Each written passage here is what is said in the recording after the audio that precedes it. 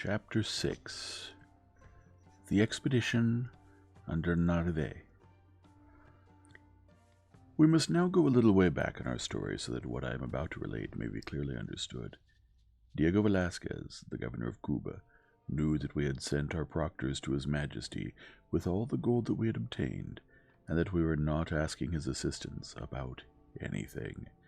He also knew that Don Juan Rodriguez de Vonesca, Bishop of Burgos and President of the Indies, had everything absolutely under his authority, because His Majesty was in Flanders, and that the bishop had treated our proctors very badly. They say that the bishop advised Diego Velazquez to have us captured, and that he, from Spain, would afford him full support for so doing. So Diego Velazquez got together a fleet of 19 ships and 1,400 soldiers, and they brought with them over 20 cannon, and much powder, and all sorts of stores of stones and balls, and 2 gunners, 80 horsemen, and 90 crossbowmen, and 70 musketeers. Diego Velazquez, although he was very fat and heavy, himself went about from village to village and from town to town, provisioning the fleet and inviting the settlers who had Indians, as well as his relations and friends, to go with Panfilo Narvaez to capture Cortez and use his captains and soldiers, or at least not to leave any of us alive. And he went about so incensed and angry and with such energy that he got as far as Guanaguaico, which is 70 leagues beyond Havana. It seems that when the Royal Audiencia of Santo Domingo got to hear of it, they decided to send a licentiate named Lucas Vasquez de Hayon, who was oidor of this same Royal Audiencia, to stop this fleet of Diego Velazquez and not to let it sail, under pain of heavy penalties. But all the injunctions and penalties that the oidor proclaimed were of no avail, and when the oidor saw this, he himself accompanied Narvaez so as to keep the peace and to promote agreement between Cortez and Narvaez. As Panfilo de Narvaez came across the sea with all his fleet of 19 ships, it appears that on nearing the Sierra of San Martin, he was struck by a north wind, which is a headwind on that coast, and during the night he lost 1 ship of small burden which foundered. Her captain and a number of other persons were drowned. All the rest of the fleet arrived at San Juan de Ulua. When the arrival of this great fleet came to the ears of those soldiers whom Cortez had sent to look for mines, these 3 men came to the ships of Narvaez. When they found themselves safe on board ship and in Narvaez's company, it is said that they raised their hands to God, who had delivered them from the power of Cortez, and got them out of the great city of Mexico, where every day they expected to be killed. When they had eaten with Narvaez and drunk wine, and were satiated with too much drink, they kept saying to one another before the general himself, "See here, is it not better to be drinking wine than to be unhappy in the power of Cortez, who made such slaves of us night and day, that we hardly dared to speak, expecting from day to day to meet death staring us in the face?" And one of them, named Cervantes, who was a buffoon, even said by way of pleasantry, "Oh, Narvaez, Narvaez, how fortunate you are to have come at this time, for this traitor of Cortez has got together more than $700,000 of gold, and all the soldiers are very discontented with him because he has taken a great part of their share of the gold, and they do not want to accept what he is giving them." So those soldiers who had deserted from us, as they were mean and worthless, told Narvaez much more that he wanted to know. They also informed him that 8 leagues distant from where he was, a town had been founded named Villarica de la Vera Cruz, and that Gonzalo de Sandoval was in command of it with 70 soldiers, all of them old and invalid, and that if he should send some fighting men there at once, they would surrender to him. And they told him many other things. Now the great Montezuma soon got to know that there were ships anchored in the port with many captains and soldiers on board, and he secretly sent some of his chiefs, without Cortez knowing anything about it, and ordered the Spaniards in the ships to be given food, gold, and cloth, and the neighboring villages were told to furnish them with supplies of food. Narvaez sent to tell Montezuma many abusive and many uncivil things about Cortez and all of us, such as that we were bad men and thieves who had fled from Castile without the permission of our lord and king, and that when our lord the king had heard that we were in this country and knew about the evil deeds and robberies we had committed, and that we had taken Montezuma prisoner, he had ordered Narvaez to set out at once with all these ships and soldiers and horses to put an end to such evils, and to free him, Montezuma from his prison, and either to kill Cortez and all of us evildoers, or to capture us and send us back to Spain in these same ships, and that when we arrived there we should be condemned to death. And he sent to tell him much more nonsense. The interpreters who explained all this to the Indians were the 3 soldiers who already understood the language. In addition to these messages, Narvaez also sent some gifts of things from Spain. When Montezuma heard all of this, he was very well satisfied with the news, for he believed that they would take us prisoner. In addition to this, when his chieftains saw our 3 soldiers with Narvaez and perceived that they said much evil of Cortez, they accepted as the truth all that Narvaez had told them to say. They brought with them a picture of the fleet painted quite correctly on some cloths. Then Montezuma sent Narvaez much more gold and cloths, and ordered all the towns in his neighborhood to take them plenty to eat. And for 3 days Montezuma was in possession of this news, and Cortez knew nothing at all. One day, when our captain went to see Montezuma and to pay him court, after the usual civilities had passed between them, it seemed to Captain Cortez that Montezuma was looking very cheerful and happy,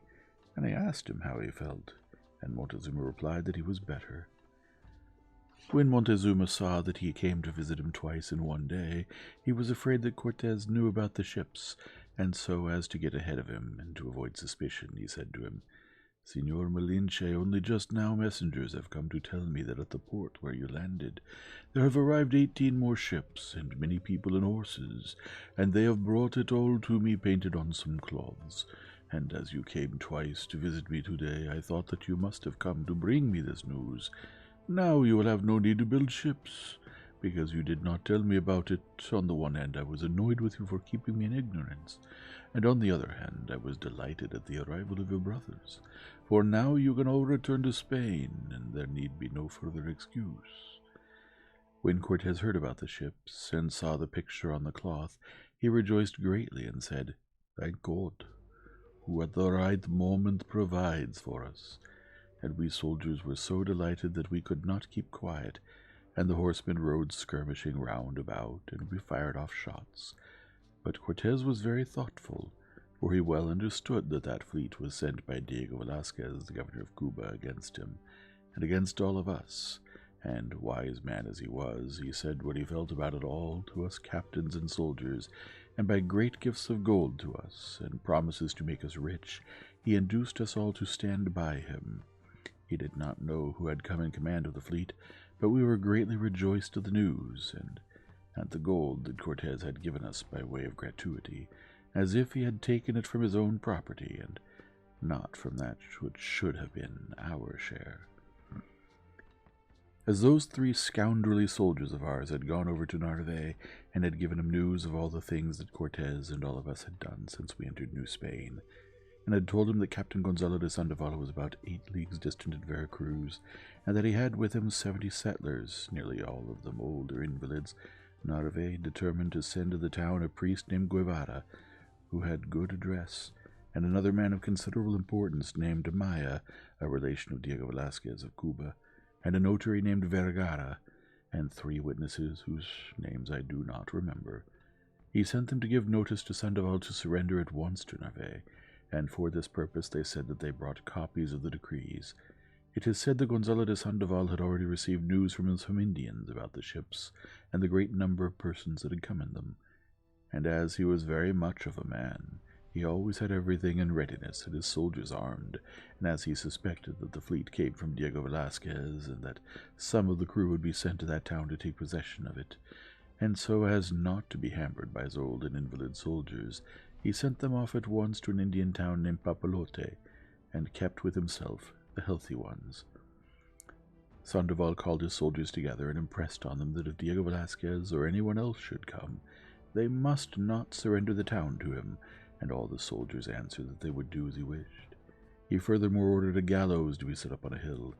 The spies whom he had posted on the road hurried in to give him notice that 6 Spaniards and some Cuban Indians were approaching the town, and Sandoval awaited them in his house, for he would not go out to receive them, and he had already ordered that none of his soldiers should leave their houses or speak to them. When the priest and those whom he had brought in his company met with no Spanish settlers to speak, but only Indians who were working at the fort and did not understand them, They entered the town and went to the church to say their prayers, and then went to the house of Sandoval, as it seemed to them the largest in the place. After giving Sandoval a friendly salutation, to which he replied, they say that the priest commenced a speech, saying that Diego Velazquez, the governor of Cuba, had spent much money on the fleet, and that Cortez and all the others whom he had brought in his company had been traitors to him, and that they had come to give notice that they must go at once and give their obedience to Senor Panfilo de Narvaez, who came as captain general on behalf of Diego Velazquez. When Sandoval heard these words, and the rudeness with which the Padre Guevara spoke, he was biting his lips with annoyance at what he heard, and said, "Senor Padre, you are speaking very maliciously in using these words about traitors.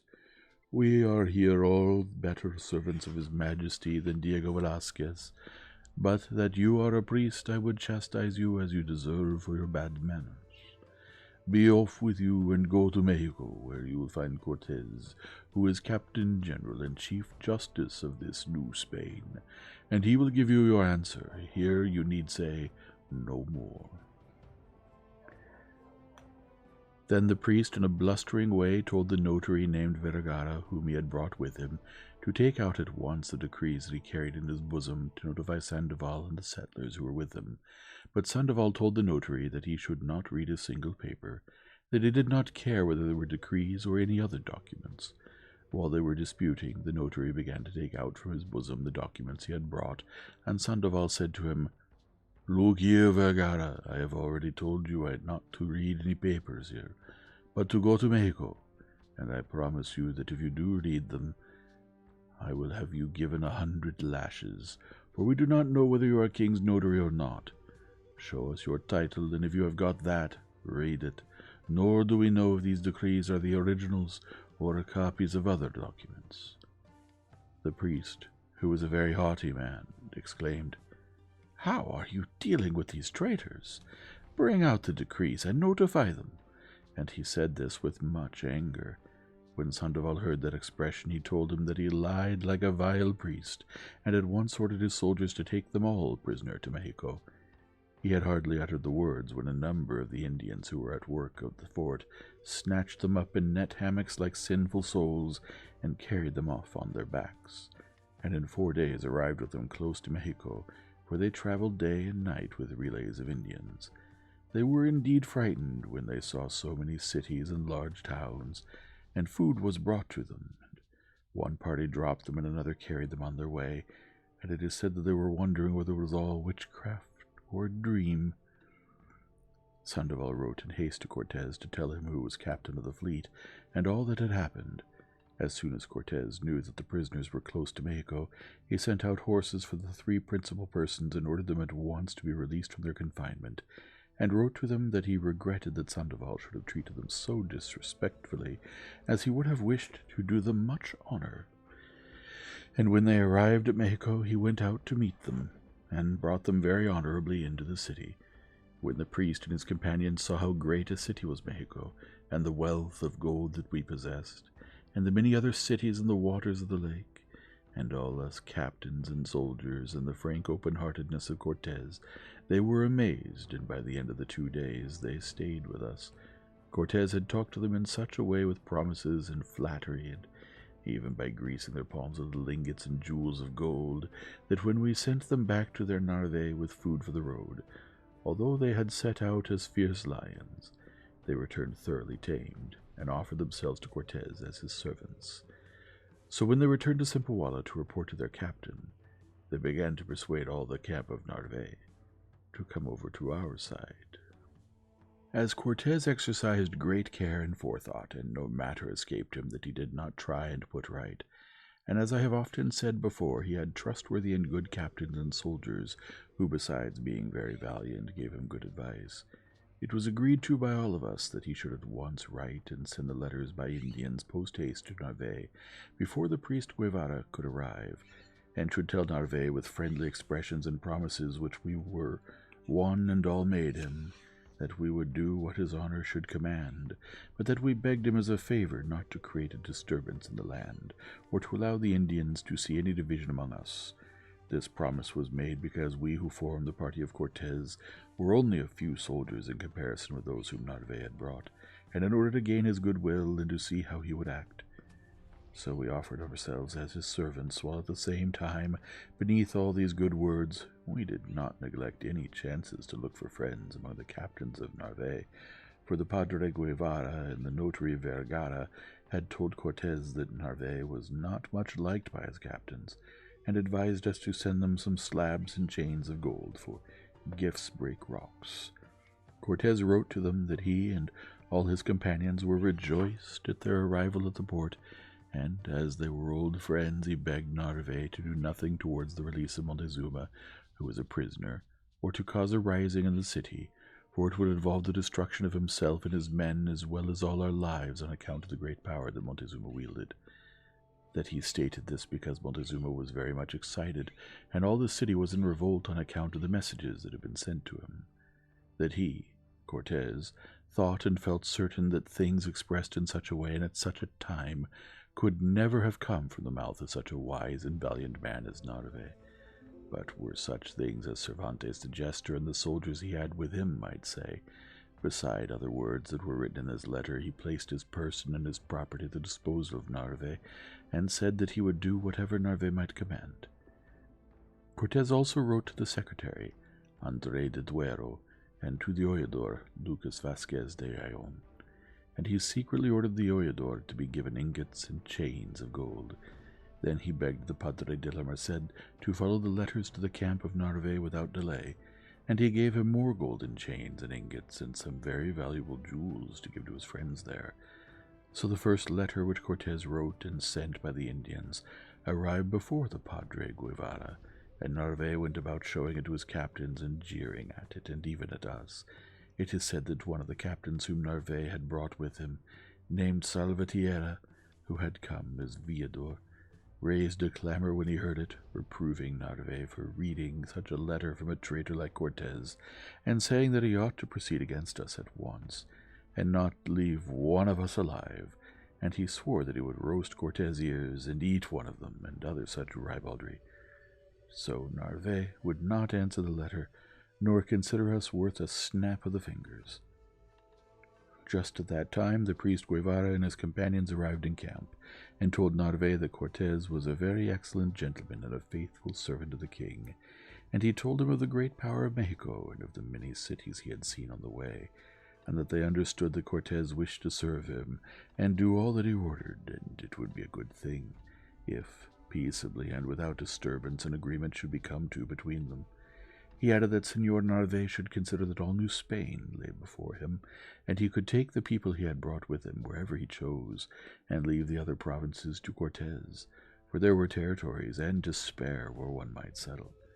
When Narvaez heard this, they say that he was so angry with Padre Guevara and Amaya that he would not see or listen to them again. When the people in the camp saw the Padre de Guevara and the notary Vergara and the others so greatly enriched, and the followers of Narvaez heard from them secretly so much good of Cortez and of all of us, and how they had seen such quantities of gold staked at play in our camp, many of them wished that they were already there. Just about this time our Padre de la Merced arrived at Narvaez camp with the ingots of gold which Cortez had given him, and the private letters, and he went to kiss the hands to Narvaez, and to tell him how Cortez wished for peace and friendship, and was ready to obey his orders. But Narvaez, who was very obstinate and felt very aggressive, would not listen to him, and chose to say before the Padre himself that Cortez and all of us were traitors, and because the friar replied that on the contrary we were very loyal subjects of the king, Narvaez used abusive language to him. Then the friar very secretly distributed the ingots and chains of gold to those whom Cortez had named, and he got together and won over the chief persons in Narvaez camp. It appears that the oidor Lucas Vasquez de Ayllon came in order to favor the cause of Cortez, and all of us, according to his instruction from the Royal Audiencia of Santo Domingo, who were aware of the many good and loyal services which we had done to God and to our Lord the King. Moreover, in addition to what the Royal Audiencia had ordered him to do in his official capacity, the oidor had now seen the letters from Cortez, and with them the blocks of gold. And whereas he had said previously that the dispatch of the fleet was contrary to all right and justice, from this time forward he spoke so much more clearly and openly, and said so much good of Cortez and of all of us who were with him, that in the camp of Narvaez nothing else was talked about.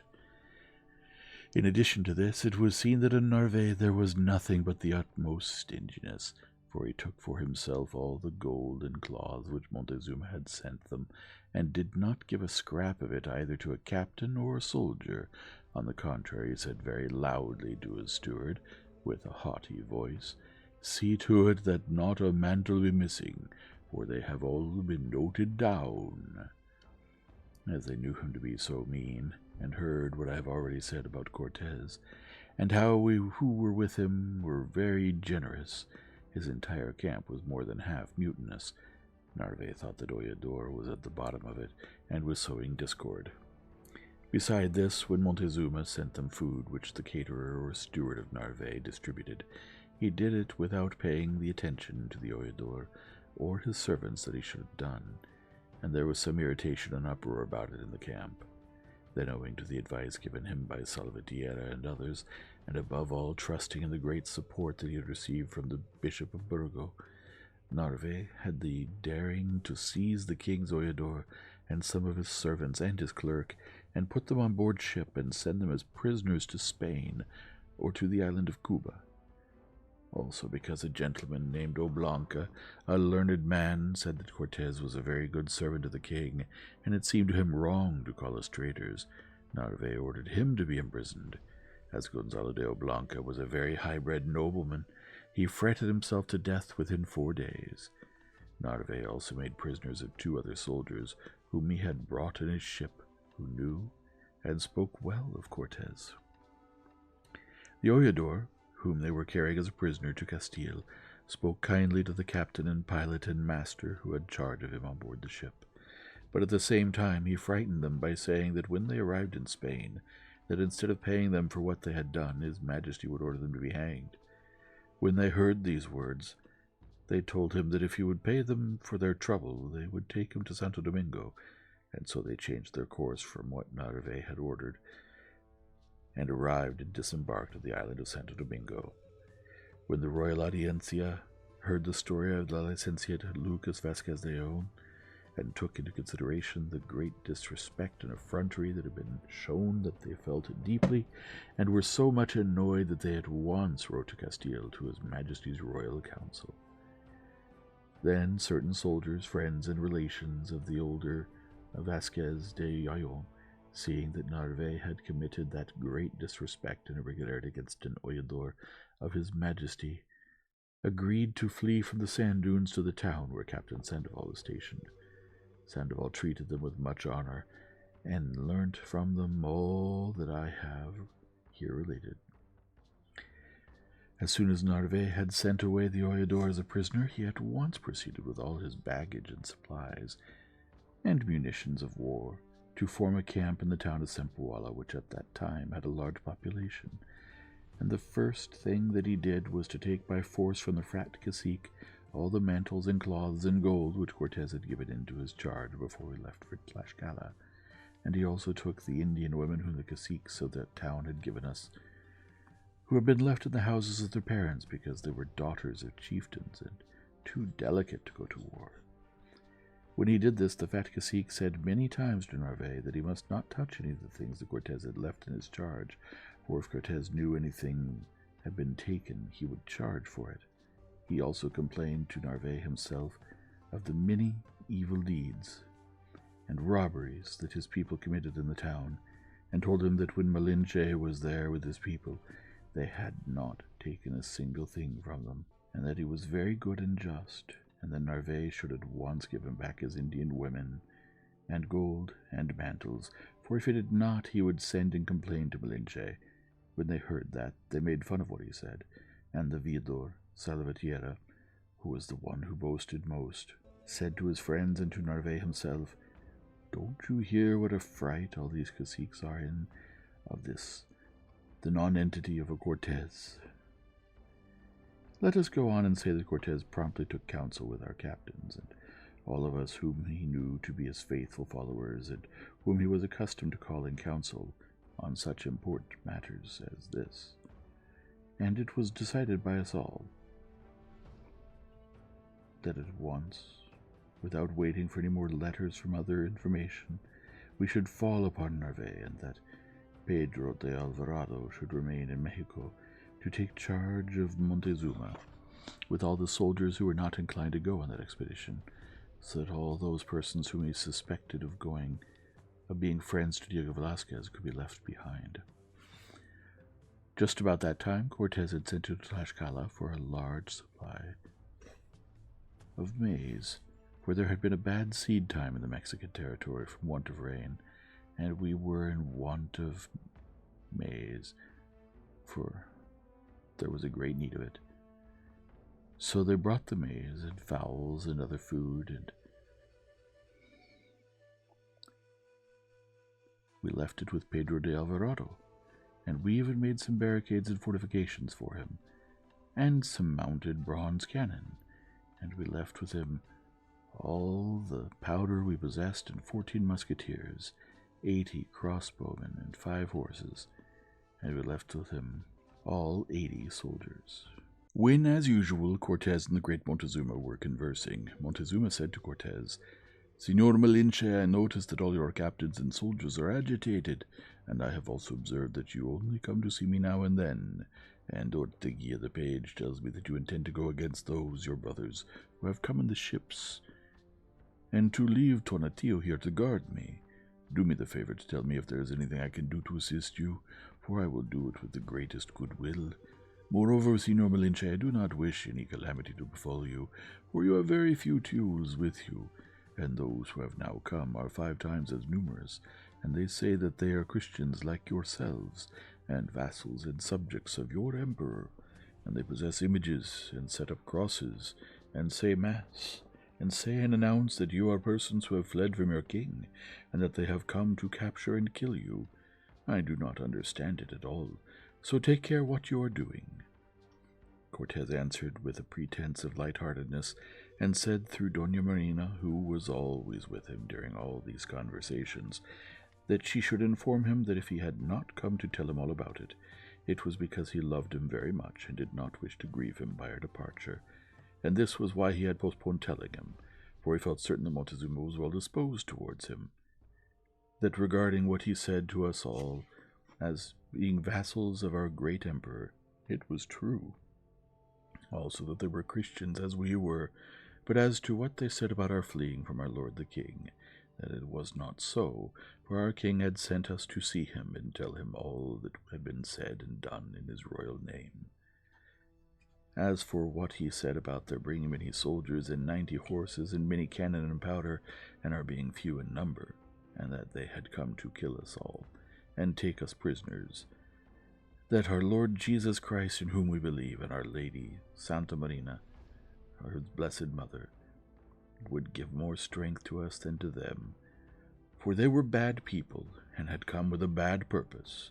As our emperor ruled over many kingdoms and principalities, there were many great differences of race among them, some very valiant, and others even much more so. We came from Castile itself, which is called Old Castile, and we called ourselves Castilians, and the captain who was now at Sempoala and the people he had brought with him came from another province, named Biscaya, and called themselves Biscayans, and spoke like the Otomis of this land of Mexico, and he would see how he would bring them as prisoners. He need have no anxiety about our departure, for we would soon return victorious, and what he now begged of him was to stay quietly with his brother Tonatiuh and 80 soldiers, and so that there should be no disturbance after we left the city. He must not countenance his captains and priests in doing anything for which, as soon as we returned, the rebellious ones would have but to pay with their lives, and he begged him to provide our people with anything for which, as soon as we returned, they might need in the way of food. Then Cortez embraced Montezuma twice, and Montezuma also embraced Cortez, and Doña Marina, who was very sagacious, said to him artfully that he was pretending sadness at our departure, Then Montezuma offered us to do all that Cortez had asked him, and even promised that he would send 5,000 warriors to our assistance. Cortez thanked him for it, but he well knew that he would not send them, and said that he needed no more than first of all the help of God, and then that of his companions. Then Cortez spoke to Alvarado and all the soldiers who were remaining with him, and he charged them to take the greatest care that the great Montezuma did not escape, and to obey Pedro de Alvarado, and he promised, with the help of our Lord God, to make them all rich men. The priest, Juan Diaz, also remained behind with him, as did also other suspected persons. Then we embraced one another, and without taking any Indian women nor any servants with us, and marching in light order, we set out on our journey for Cholula. While on the road, Cortez sent to Tlaxcala to beg our friends Xicotenga and Maciascazi to send us at once 5,000 warriors, and they sent to say in reply that if it were against Indians like themselves, they would do so, and even much more. But against tools like us, and against Lombards and crossbows, they had no wish to fight. However, they sent us 20 loads of fowls. Cortez also wrote to Sandoval that he should join us with all his soldiers as quickly as possible, and that we were going to some towns about 12 leagues from Zempoala, named Tanpaniguita and Mitlanguita. Then as our scouts were marching on the lookout, they saw Alonso de Mata approaching, who said that he was a notary, and was coming to serve the papers or copies of the decrees, and 4 Spaniards who came with him as witnesses. 2 of our horsemen at once came to give notice, while the other scouts entered into conversation with Alonso de Mata and his 4 witnesses. We hurried up and quickened our steps, and when they came near to us, they made deep bows to Cortez and to all of us, and Cortez dismounted from his horse. And as he knew why they came, and that Alonso de Mata wished to serve the decrees that he had brought, Cortez asked him if he was a king's notary, and he replied yes.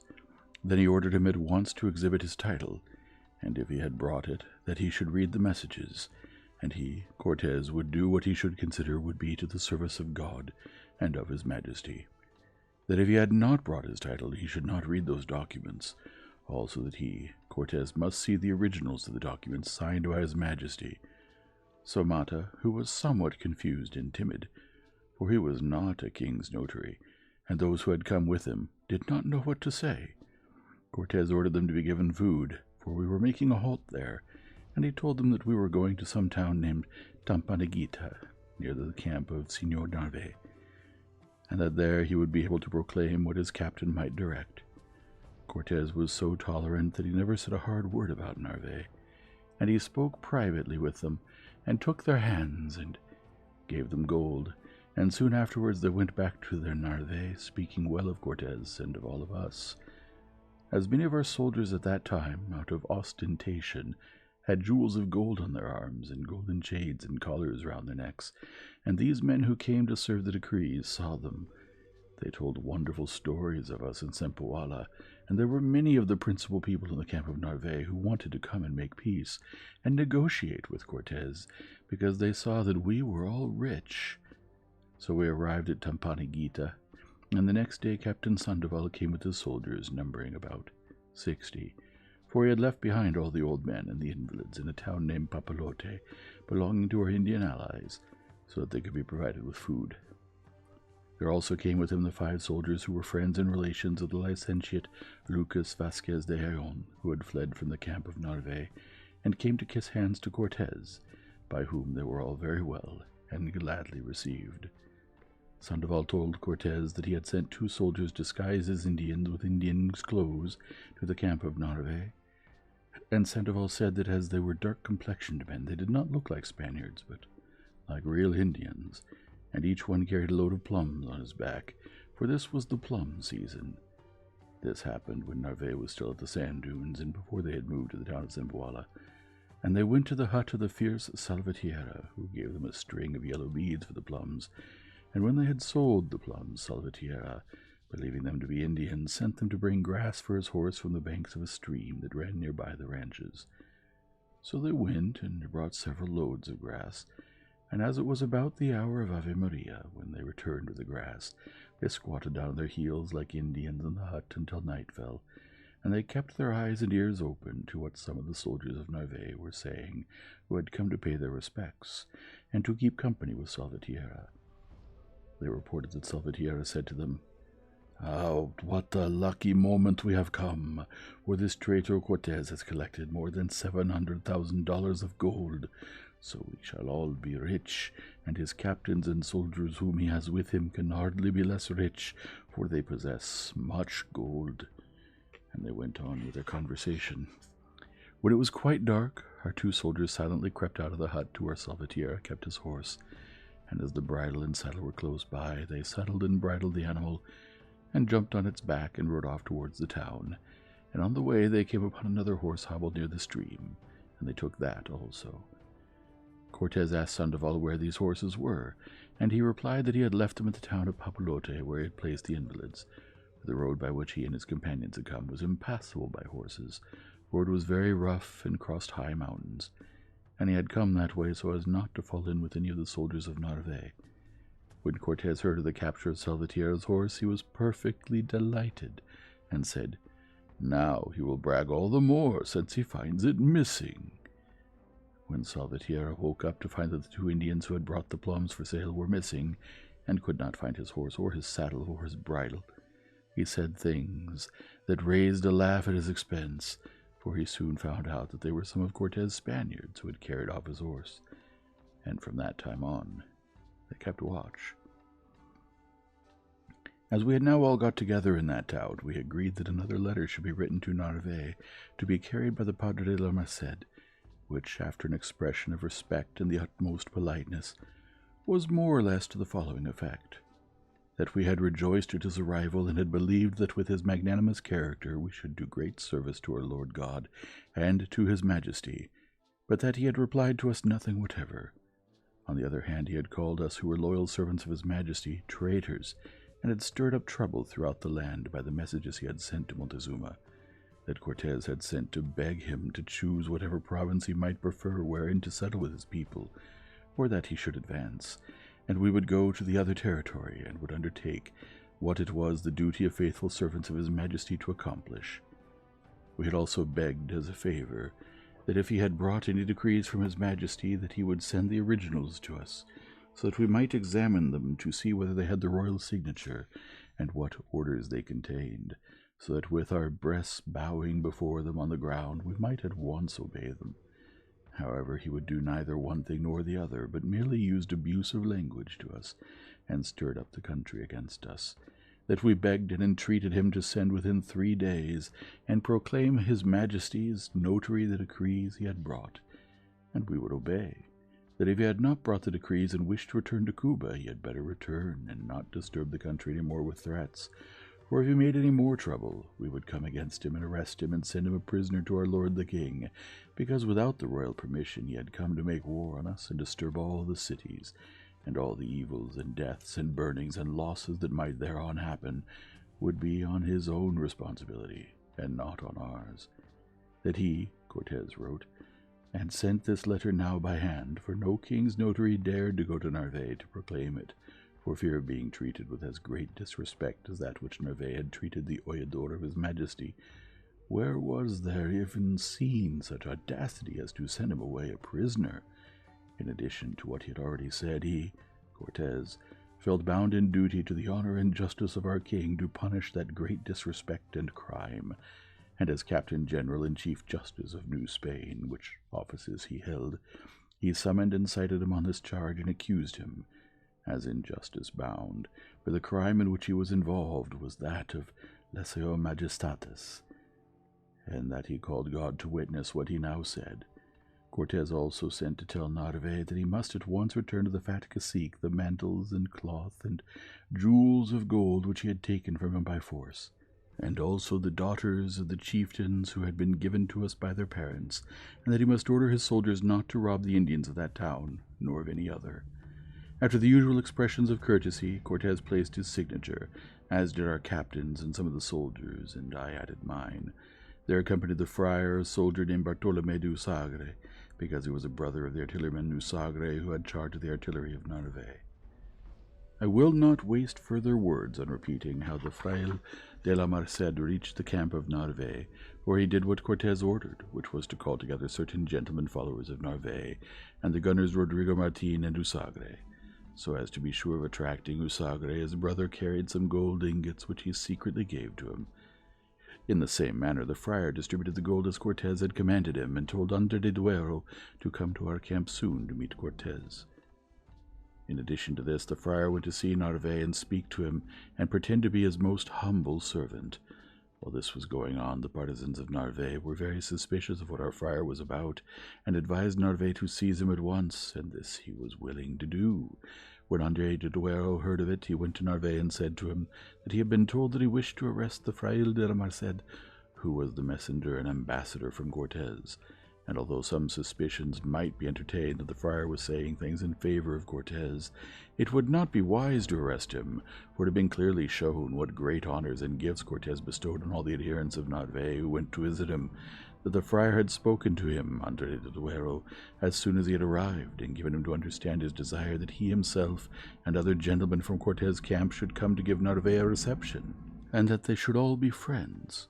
Moreover, that it would be mean to arrest a cleric. It were better that Usagre, the gunner, whose brother had come to visit him, should invite the friar to dinner and find out from him what it was that all the followers of Cortez desired. With those and other palatable speeches, Andre de Duero calmed Narvaez, and when this had come to pass, he took leave of him, and secretly told the priest what had taken place. Narvaez sent at once to summon the friar, and when he came he showed him great respect, and the friar, half laughing, for he was very sly and sagacious, begged him to come aside with him in privacy, and Narvaez went strolling with him in a courtyard, and the friar said to him, "I know well that your honor wished to have me arrested, but I wish you to know, sir, that you have no better or more devoted servant in the camp than I am, and you may feel sure that many gentlemen and captains among the followers of Cortez would be glad to see him already in your hands, and I think that we shall all see him there. And so, as more surely to bring about his undoing, they have made him write a nonsensical letter, which was signed by the soldiers and was given to me to present to your honor. I have not wished to show it until now, when we can chat together, and I long to throw it in a river on account of the foolishness that it contains, and the soldiers and captains of Cortez have done this so as to ensure his undoing." Narvaez said that the letter should be given to him, and the friar replied that he had left it at his lodging, and that he would go for it, and so he took his leave and went for the letter.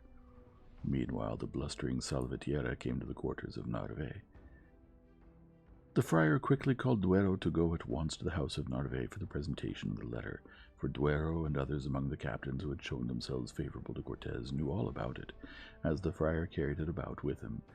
but he desired that many persons from that camp should be assembled to hear it read. When the friar arrived with the letter, he at once gave it to Narvaez himself, and said, "Do not be astonished at it, sir, for Cortez talks as though out of his mind, but I know for certain that if your honor will speak to him with affection, he will promptly yield himself up, with all his followers." The captains and soldiers told Narvaez to read the letter. When they heard it, Narvaez and Salvatierra roared with anger, and others laughed as though making fun of it, and then Andre de Duero said,